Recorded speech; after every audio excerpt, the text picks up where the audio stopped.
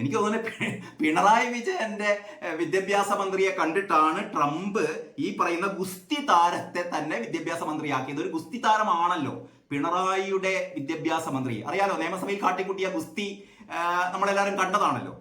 പിന്നീട് മുണ്ടക്കൈ ചൂരൽമല ഉരുൾബാധിത കുടുംബങ്ങൾ 983 ടൗൺഷിപ്പ് പദ്ധതിയിൽ 396 വീട്ടുകാർ മാത്രം.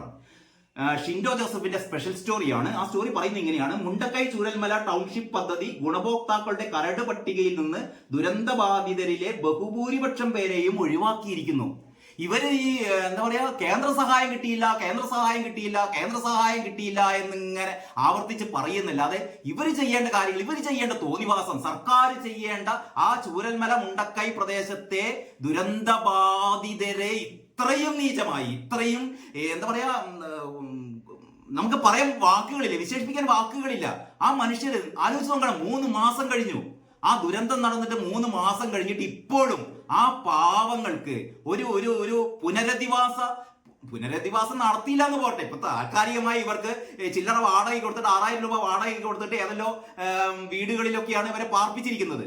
ഇവർക്ക് അന്തിമമായി ഈ പുനരധിവാസം ഏർപ്പാടാക്കാനുള്ള ഒരു നടപടിയും ഇവരൊന്നും നടത്തിയിട്ടില്ല. കഴിഞ്ഞ ദിവസം വി മുരളീധരൻ വളരെ കൃത്യമായ കാര്യം പറഞ്ഞു. പക്ഷെ വി മുരളീധരൻ കൃത്യമായ കാര്യം പറഞ്ഞു, ആ കാര്യമൊന്നുമല്ല പത്രങ്ങളിൽ വന്നത്. ഈ മലയാളത്തിലെ പത്രങ്ങളൊക്കെ തന്നെയാണല്ലോ, ഈ കാര്യങ്ങളൊന്നും അല്ല പറയും. ഇവർക്ക് ചില അജണ്ടകളുണ്ട്. ഈ അജണ്ടകൾ നടപ്പാക്കുന്ന ഒരു പ്രത്യേക സംഭവങ്ങളാണ് നമ്മുടെ ഈ വരുന്ന പത്രങ്ങളൊക്കെ. അതുകൊണ്ടാണ് ഈ പത്രവിശേഷം എന്ന് പറയുന്നത്. പത്രങ്ങളിൽ എങ്ങനെയൊക്കെയാണ് വാർത്ത വരുന്നത്, ആ വാർത്തകളുടെ പിന്നിൽ എന്തൊക്കെയാണ് കള്ളക്കളികൾ നടക്കുന്നത് എന്നുകൂടി നമുക്ക് പരിശോധിക്കേണ്ടതുണ്ട്. അപ്പൊ വി മുരളീധരൻ കഴിഞ്ഞ ദിവസമൊക്കെ വി മുരളീധരന്റെ വാർത്ത വന്നത് എങ്ങനെയാന്ന് വെച്ചാൽ, അവിടെ 2 പഞ്ചായത്തുകളിൽ 2-3 വാർഡുകളിൽ മാത്രമല്ലേ ഉരുൾപൊട്ടൽ ഉണ്ടായിട്ടുള്ളൂ. ഇത് എന്താ പറയാ, ഇതിന് മുരളീധരൻ ഇങ്ങനെ പറയാൻ കാരണം, ഏതൊരു പത്രപ്രതിനിധി മുരളീധരനോട് ചോദിച്ചു, ഇത്ര വലിയ ഒരു ദുരന്തമുണ്ടായിട്ട്, വയനാട്ടിൽ ഇത്ര വലിയൊരു ദുരന്തമുണ്ടായിട്ട് കേന്ദ്ര സഹായം കിട്ടിയില്ലല്ലോ എന്ന് ചോദിച്ചപ്പോൾ മുരളീധരൻ പറഞ്ഞു, വയനാട്ടിൽ മൊത്തം ദുരന്തമല്ല, വയനാട്ടില് ഒരു 3 വാർഡുകൾ മാത്രമാണ് ഒലിച്ചുപോയത്. വളരെ ശരിയായിരുന്നു അത്. വയനാട് മൊത്തം, ഇത് നമ്മുടെ CPM തന്നെ പറയുന്നുണ്ട്. എനിക്ക് തോന്നുന്നു റിയാസ് പോലും ഇത് പറഞ്ഞിട്ടുണ്ടോ എന്ന് തോന്നുന്നു. അതായത് ഈ വയനാട് മൊത്തം ഒലിച്ചുപോയി എന്ന് പറയുമ്പോൾ അതോടുകൂടി വയനാടിനെ നമ്മുടെ അന്താരാഷ്ട്ര രംഗത്ത്, അതായത് ടൂറിസം മാപ്പിൽ നിന്ന് വയനാടിനെ നമ്മൾ നീക്കം ചെയ്യുകയാണ്.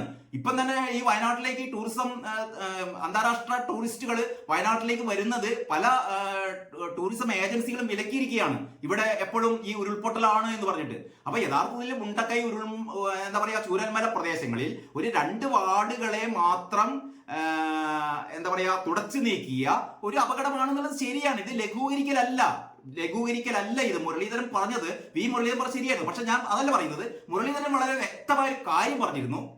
അതായത് പുനരധിവാസ പ്രവർത്തനങ്ങൾ വേണ്ട വിധത്തിൽ അവിടെ നടക്കുന്നില്ല. ഇതാരും പറയുന്നില്ല. എല്ലാവരും പറയുന്നത് എന്താണ്? കേന്ദ്ര സഹായം കിട്ടിയില്ല. കേന്ദ്ര സഹായം കിട്ടണമെങ്കിൽ ഏതാണ്ട് 800 കോടി രൂപയോളം ഇവിടെ കിടക്കുന്നുണ്ട്. അതായത് ദുരന്ത നിവാരണ അതോറിറ്റിയിൽ 800 കോടി രൂപയോളം കിടക്കുന്നുണ്ട്.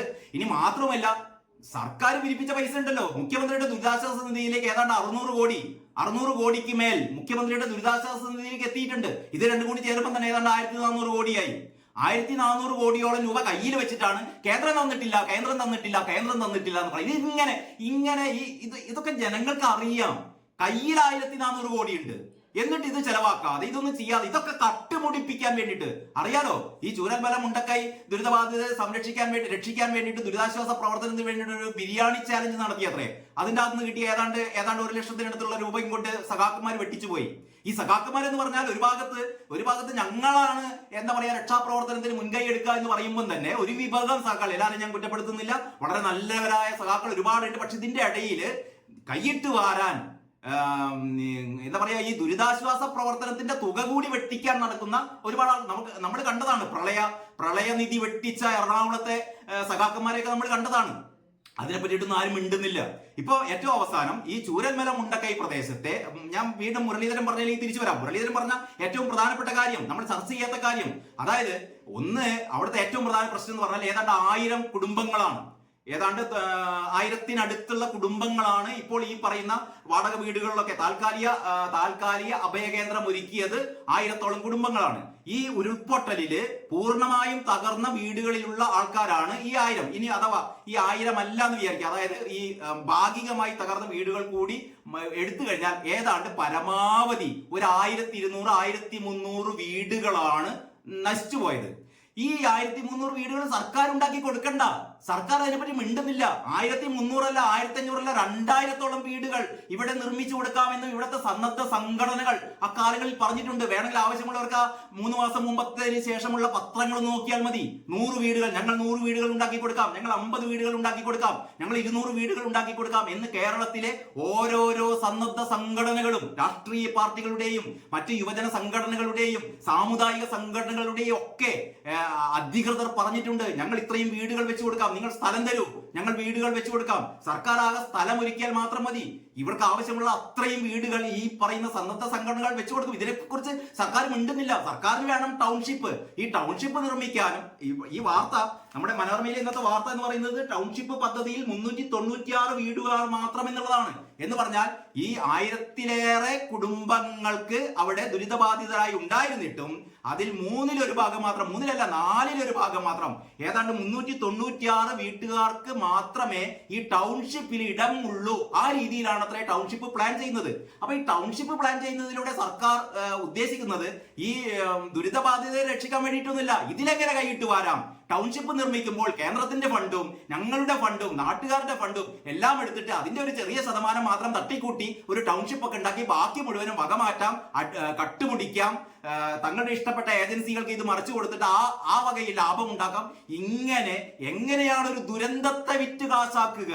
അതാണ് പിണറായി സർക്കാർ ഇവിടെ ചെയ്തുകൊണ്ടിരിക്കുന്നത്. പക്ഷെ ഇതൊക്കെ പറഞ്ഞാൽ കേസെടുക്കും. കാരണം ഇതൊന്നും മിണ്ടാൻ പാടില്ല.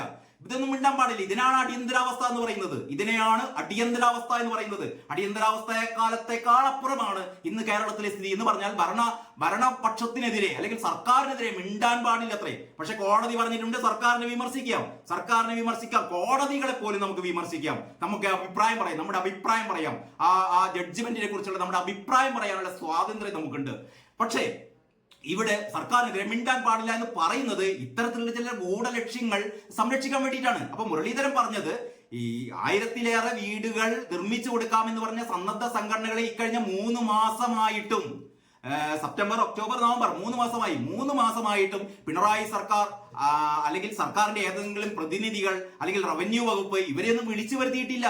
ഇവരൊക്കെ ഒന്ന് വിളിച്ചു വരുത്തി എങ്ങനെയാണ്, എവിടെയാണ്, ഏത് തരത്തിലുള്ള വീടുകളാണ് നിർമ്മിച്ചു കൊടുക്കേണ്ടത് എന്നൊക്കെ ഇവരോട് സംസാരിക്കാമായിരുന്നു, ഇവരോട് ചോദിക്കാമായിരുന്നു. ഇനി ഇവരൊന്നും വീട് വെച്ചു കൊടുത്തിട്ടില്ലെങ്കിൽ തന്നെ നമ്മൾക്ക് നോക്കിയാൽ മതി. 1400 കോടി കയ്യിലുള്ളപ്പോൾ ഇവർക്ക് ആവശ്യത്തിന് ഓരോ മനുഷ്യനും എന്ന് പറഞ്ഞാൽ ഈ ദുരന്തത്തിനിരയായ ഓരോ മനുഷ്യനും ഒരു 50 ലക്ഷം രൂപ തന്നെ, 50 ലക്ഷം രൂപ ഓരോ മനുഷ്യനും കൊടുത്താൽ പോലും ഈ ദുരിതാശ്വാസ ഫണ്ടിൽ ബാക്കി പകുതി പൈസ പിന്നെയും ബാക്കിയാകും. എന്നിട്ട് നമ്മൾ കേന്ദ്രം തന്നിട്ടില്ല എന്ന് പറയുന്നു. കേന്ദ്രത്തിന് പുനരധിവാസം എങ്ങനെയാണ് നടത്തേണ്ടത് അല്ലെങ്കിൽ പുനരധിവാസം ഞങ്ങൾ എങ്ങനെയാണ് നടത്താൻ പോകുന്നത് എന്നുള്ളതിനെ കുറിച്ചുള്ള വളരെ കൃത്യമായ അവസാനത്തെ അന്തിമമായ ഒരു റിപ്പോർട്ട് ഇതുവരെ കേന്ദ്രത്തിന് കൊടുത്തിട്ടില്ല എന്നാണ് മനസ്സിലാക്കുന്നത്. പ്രാഥമികമായ കണക്കുകൾ മാത്രമേ കൊടുത്തിട്ടുള്ളൂ. കേന്ദ്രം ഒന്നും തരില്ല എന്നൊന്നും പറഞ്ഞിട്ടില്ല. കേന്ദ്രം അധിക തുക തരില്ല എന്ന് പറഞ്ഞിട്ടില്ല. കോടതിയിൽ പോലും പറഞ്ഞതാണ് ആ കാര്യം. അപ്പോൾ ഇവിടെ നമ്മുടെ ഷിൻഡോ ജോസഫിന്റെ ഈ വാർത്തയിലുള്ളത് മുണ്ടക്കൈ ചൂരൽമല ടൗൺഷിപ്പ് പദ്ധതി ഗുണഭോക്താക്കളുടെ കരട് പട്ടികയിൽ നിന്ന് ദുരന്തബാധിതരിലെ ബഹുഭൂരിപക്ഷം പേരെയും ഒഴിവാക്കി. ദുരന്തത്തിൽ വീട് നഷ്ടപ്പെടുകയും വാസയോഗ്യമല്ലാതായി തീരുകയും ചെയ്ത 983 കുടുംബങ്ങൾ വാടക വീടുകളിൽ കഴിയുമ്പോഴും കരട് പട്ടികയിൽ ഇടം നേടിയത് 396 കുടുംബങ്ങൾ മാത്രം. മുണ്ടക്കൈ വാർഡിലെ 142 കുടുംബങ്ങളെയും ചൂരൽമല വാർഡിലെ 141 കുടുംബങ്ങളെയും പിന്നെ എവിടെയാണ് അട്ടമല വാർഡിലെ 113 കുടുംബങ്ങളെയും മാത്രമേ പട്ടികയിൽ ഉൾപ്പെടുത്തിയിട്ടുള്ളൂ. കരട് പട്ടിക തയ്യാറാക്കാൻ ജോൺ മത്തായി സമിതി റിപ്പോർട്ടിലെ സുരക്ഷിത സ്ഥാനങ്ങൾ മാനദണ്ഡമാക്കിയതാണ് അപാകതയ്ക്ക് ഇടയാക്കിയത് എന്ന വിമർശനം ഉയർന്നു കഴിഞ്ഞു. തുടങ്ങി വാർത്ത തുടരുകയാണ്. പിന്നീട് ഇതിലെ മറ്റൊരു വാർത്തയാണ്, 1-ാം പേജിലെ വാർത്തയാണ്. മഹാരാഷ്ട്രയിൽ NDA, ജാർഖണ്ഡിലും മുൻതൂക്കം. ഞാൻ നേരത്തെ പറഞ്ഞ പോലെ ഇതിന്റെ തുടക്കത്തിൽ നമ്മുടെ ഈ അവലോകനത്തിന്റെ തുടക്കത്തിൽ ഞാൻ പറഞ്ഞല്ലോ, ഇന്നത്തെ പ്രധാന വാർത്ത എന്ന് പറയുന്നത് മഹാരാഷ്ട്രയിലും ജാർഖണ്ഡിലും ആരാണ് ജയിക്കാൻ പോകുന്നത്. അഭിപ്രായ സർവേ, ഈ എക്സിറ്റ് പോൾ സർവേ കഴിഞ്ഞ ഹരിയാനയിലൊക്കെ നമ്മൾ കണ്ടതാണ്. അല്ലെങ്കിൽ കഴിഞ്ഞ ലോക്സഭാ തിരഞ്ഞെടുപ്പ് വേളയിലൊക്കെ ഈ എക്സിറ്റ് പോൾ സർവേ പൂർണ്ണമായും ശരിയാവണമെന്നൊന്നുമില്ല. പക്ഷെ എക്സിറ്റ് പോൾ സർവേ ശരിയായ നിരവധി ഉദാഹരണങ്ങൾ നമ്മുടെ മുമ്പിലുണ്ട്. ഏതായാലും മഹാരാഷ്ട്രയിൽ NDA ആണ് അധികാരത്തിൽ വരുന്നത്. BJP സഖ്യമാണ് മഹാരാഷ്ട്രയിൽ അധികാരത്തിൽ വരാൻ പോകുന്നത്. ജാർഖണ്ഡിലും മുൻതൂക്കം അവർക്ക് തന്നെയാണ്. എന്ന് പറഞ്ഞാൽ ജാർഖണ്ഡിലും മഹാരാഷ്ട്രയിലും BJP സഖ്യമാണ് അധികാരത്തിൽ വരാൻ പോകുന്നത് എന്ന് അഭിപ്രായ സർവേ പറയുന്നു. മഹാരാഷ്ട്രയിൽ BJPയുടെ നേതൃത്വത്തിൽ മഹായുതി സഖ്യം അധികാരം നിലനിർത്തുമെന്ന് എക്സിറ്റ് പോൾ പ്രവചനം. ശക്തമായ മത്സരമുള്ള ജാർഖണ്ഡിൽ NDAക്ക് നേരിയ മുൻതൂക്കമുണ്ടെന്നും വിലയിരുത്തുന്നു എന്നാണ് വാർത്ത. മറ്റൊന്ന്, CBSE 10-12 പരീക്ഷ ഫെബ്രുവരി 15 മുതൽ എന്ന് പറയുന്ന ഒരു വാർത്ത കൂടി ഒന്നാം പേജിൽ മനോരമ കൊടുത്തിട്ടുണ്ട്. 3 ദിവസം പവന് കൂടിയത് 1440 രൂപ. സ്വർണം വാങ്ങാൻ ആഗ്രഹിക്കുന്നവർക്കൊക്കെ ഇടിവെട്ടേറ്റ ഒരു വാർത്തയാണ് ഇത്. അതായത് 3 ദിവസം കൊണ്ട് ഒരു പവന് കൂടിയത് 1440 രൂപ. ഇനി മനോരമയുടെ ഉള്ളിലെ പേജിലേക്ക് പോയാൽ മനോരമയുടെ എഡിറ്റോറിയൽ എന്ന് പറയുന്നത് ശരീരാധിക്ഷേപവും ഗാർഹിക പീഡനം എന്നാണ്. ഭർത്തുവീട്ടിലെ അപമാനിക്കലിനുമേൽ നിയമത്തിന്റെ പിടി വീഴുന്നു. അതായത് ഭർത്തുവീട്ടില് പെൺകുട്ടികള് ബോഡി ഷെയ്മിങ്ങിന്റെ പേരിൽ നീ തടിച്ചിയാണ്, നീ കറുത്തിട്ടാണ്, നീ മെലിഞ്ഞിട്ടാണ്, നിന്റെ പല്ല് എങ്ങനെയാണ്, നിന്റെ മുടി ഇങ്ങനെയാണ് എന്നൊക്കെ പറഞ്ഞു പോയാൽ ഇവർക്കെതിരെ കേസെടുക്കാം. സ്ത്രീ പീഡനത്തിന് കേസെടുക്കാം. ഗാർഹിക പീഡനത്തിന്, സ്ത്രീ പീഡനത്തില്ല സോറി, ഗാർഹിക പീഡനത്തിന് കേസെടുക്കാം. ശാരീരിക അധിക്ഷേപവും ഗാർഹിക പീഡനത്തിന് കേസെടുക്കാം എന്ന രീതിയിലുള്ള ഒരു വ്യവസ്ഥ വന്നിട്ടുണ്ട്. അത് സംബന്ധിച്ചാണ് ഈ എഡിറ്റോറിയൽ ഇങ്ങനെയാണ് പറയുന്നത്. ക്രൂരതയുടെയും അപമാനങ്ങളുടെയും തുടരനുഭവങ്ങൾ നേരിട്ടുകൊണ്ടിരിക്കുന്ന പെൺമ ആവശ്യപ്പെടുന്നത് ഈ നാട്ടിൽ അന്തസ്സോടെ ജീവിക്കാനുള്ള സാഹചര്യമാണ്. അതുകൊണ്ട് തന്നെ സ്ത്രീകൾക്ക് ഭർത്തുവീട്ടിൽ ശരീരാധിക്ഷേപം ഉണ്ടായാൽ, അതായത് ബോഡി ഷെയ്മിങ്, അത് ഗാർഹിക പീഡനമാണെന്ന് ഹൈക്കോടതി കഴിഞ്ഞ ദിവസം വ്യക്തമാക്കിയപ്പോൾ ഇത്രയും കാലം പലരും നിശബ്ദം സഹിച്ച കൊടിയ അപമാനത്തിനുള്ള കർശനമായ മറുപടി കൂടിയായി അത്. അപ്പൊ ഹൈക്കോടതി ഇങ്ങനെയൊരു നിരീക്ഷണം നടത്തിയിട്ടുണ്ട്. അല്ലെങ്കിൽ ഹൈക്കോടതി കഴിഞ്ഞ ദിവസം വ്യക്തമാക്കിയപ്പോൾ ഇത്രയും കാലം പലരും നിശബ്ദം സഹിച്ച കൊടിയ അപമാനത്തിനുള്ള കർശനമായ മറുപടി കൂടിയായി അത്. ഗാർഹിക പീഡന കേസിൽ കൂത്തുപറമ്പ് പോലീസിന്റെ റിപ്പോർട്ട് റദ്ദാക്കണമെന്ന് ആവശ്യപ്പെട്ട് 3ാം പ്രതിയായ ഭർത്തൃ സഹോദര ഭാര്യ സമർപ്പിച്ച ഹർജി തള്ളിക്കൊണ്ടാണ് ഹൈക്കോടതി ഉത്തരവ്. യുവതിക്ക് ബോഡി ഷേപ്പ് ഇല്ലെന്നും യുവാവിന് യോജിച്ച പെണ്ണല്ലെന്നും സുന്ദരിയെ കിട്ടുമായിരുന്നുവെന്നും മറ്റും പറഞ്ഞ് ഹർജിക്കാരി അധിക്ഷേപിച്ചെന്നാണ് ആരോപണം. അധിക്ഷേപം സഹിക്കവയ്യാതെ യുവതി സ്വന്തം വീട്ടിലേക്ക് മടങ്ങിപ്പോയി. ഭർത്താവും ഭർത്തൃപിതാവുമാണ് 1ഉം 2ഉം പ്രതികൾ. അപ്പോൾ സൂക്ഷിക്കുക, ഈ പെൺകുട്ടികൾ ഭർത്തു വീട്ടിൽ വെച്ച് പെൺകുട്ടികളെ അധിക്ഷേപിച്ചാൽ ഗാർഹിക പീഡനത്തിന് കേസെടുക്കും. ഇത് സ്ത്രീകളെ സംബന്ധിച്ചിടത്തോളം അല്ലെങ്കിൽ വിവാഹിതരായ പെൺകുട്ടികളെ സംബന്ധിച്ചിടത്തോളം വളരെ ആശ്വാസപ്രദമായ ഒരു വിധിയാണ് ഹൈക്കോടതി പുറപ്പെടുവിച്ചിരിക്കുന്നത്. പിന്നീട് ഡൽഹിക്ക് ആശ്വാസം അകലെ, ഡൽഹിയിലെ ഈ അന്തരീക്ഷ മലിനീകരണത്തെ കുറിച്ചുള്ളതാണ് മെയിൻ ലേഖനം. മറ്റൊന്ന്, EP ലീക്സും ചില ആത്മകഥാ വിചാരങ്ങളും എന്ന രാംമോഹൻ പാലിയത്തിന്റെ ഒരു മിഡിൽ പീസ് പോലുള്ള വളരെ രസകരമായ ഒരു ലേഖനവും താഴെയുണ്ട്. പിന്നീട് നമ്മുടെ ഈ പാലക്കാട് ഇലക്ഷനെ കുറിച്ചുള്ള വാർത്തയിൽ പറയുന്നത് ഇങ്ങനെയാണ്: രാഹുലിനെ ബൂത്തിൽ തടഞ്ഞു സംഘർഷം എന്നുള്ള ഒരു വാർത്ത. അയ്യപ്പസ്വാമിയുടെ പ്രസാദം ലഭിക്കും ഇന്ത്യയിലെങ്ങും. അതായത് അവിടുത്തെ പോസ്റ്റ് ഓഫീസ്, ഏത് പോസ്റ്റ് ഓഫീസ് എന്നറിയോ? അയ്യപ്പസ്വാമിയുടെ പ്രസാദം ഇന്ത്യയിൽ എവിടെയും ലഭിക്കാൻ തപാൽ വകുപ്പ് ക്രമീകരണങ്ങൾ ഒരുക്കി. പ്രസാദ സഞ്ചിയിൽ അരവണ ആടിയ ശിഷ്ടം, നെയ്യ്, വിഭൂതി, അർച്ചന, പ്രസാദം, മാടിയപ്പുറത്തെ കുങ്കുമം, മഞ്ഞൾ എന്നിവ ലഭിക്കും. ഒരു ടീൻ അരവണ അടങ്ങിയ കിറ്റിന് 520 രൂപ, 4 അരവണ 960 രൂപ, 10 അരവണ 1760 രൂപ എന്നിങ്ങനെയാണ് നിരക്ക്. ദേവസ്വം ബോർഡും തപാൽ വകുപ്പും ചേർന്നാണ് ഇത് നടപ്പാക്കുന്നത്. ഏത് പോസ്റ്റ് ഓഫീസിലും ബുക്ക് ചെയ്യാം. അപ്പൊ ഇനി ശബരിമലയിൽ നേരിട്ട് പോകണമെന്നില്ല, പ്രസാദം വാങ്ങാൻ വേണ്ടിയിട്ട് പോസ്റ്റ് ഓഫീസ് വഴി പ്രസാദം വാങ്ങാം എന്നാണ് പറയുന്നത്. ഓരോരോ എങ്ങനെയൊക്കെ കാശ് അടിച്ചു മാറ്റുക എന്നുള്ളതിനെ കുറിച്ചുള്ള ഈ ഗവേഷണത്തിലാണ് നമ്മുടെ ദേവസ്വം വകുപ്പ്. അത്രേ പറയാനുള്ളൂ. എല്ലാം ഇടിച്ചു നിരത്താൻ ഡൊണാൾഡ് ട്രംപ്. ഗുസ്തിയിലെ ശതകോടീശ്വരി ലിൻഡ വിദ്യാഭ്യാസ മന്ത്രി. അമേരിക്കയിൽ നമ്മുടെ ട്രംപിന്റെ വിദ്യാഭ്യാസ മന്ത്രിയായി നിയമിച്ചത് ഗുസ്തിയിലെ ശതകോടീശ്വരി ലിൻഡയെയാണ്. അതായത് ഡൊണാൾഡ് ട്രംപിന്റെ ക്യാബിനറ്റിലേക്ക് വീണ്ടും ഒരു ശതകോടീശ്വര മുഖം. US അടുത്ത പ്രസിഡന്റായി ജനുവരി 20 അധികാരമേൽക്കുന്ന ട്രംപ് വിദ്യാഭ്യാസ സെക്രട്ടറിയായി ലിൻഡ മക്മെനെ, 76 വയസ്സാണ്, നിയമിക്കുമെന്ന് പ്രഖ്യാപിച്ചു. 2017 മുതൽ 2019 വരെ സ്മോൾ ബിസിനസ് അഡ്മിനിസ്ട്രേഷൻ മേധാവിയായി മുൻപും ട്രംപ് ഭരണകൂടത്തിന്റെ ഭാഗമായിരുന്നിട്ടുണ്ട്. വേൾഡ് റെസ്ലിംഗ് എന്റർടൈൻമെന്റ് സ്ഥാപകരായ ലിൻഡയും ഭർത്താവ് വിൻസ് മെക്മനും ഗുസ്തി മത്സര വിനോദം പണ്ടേ തലക്ക് പിടിച്ച ട്രംപിന്റെ പ്രിയ മിത്രങ്ങളാണ്.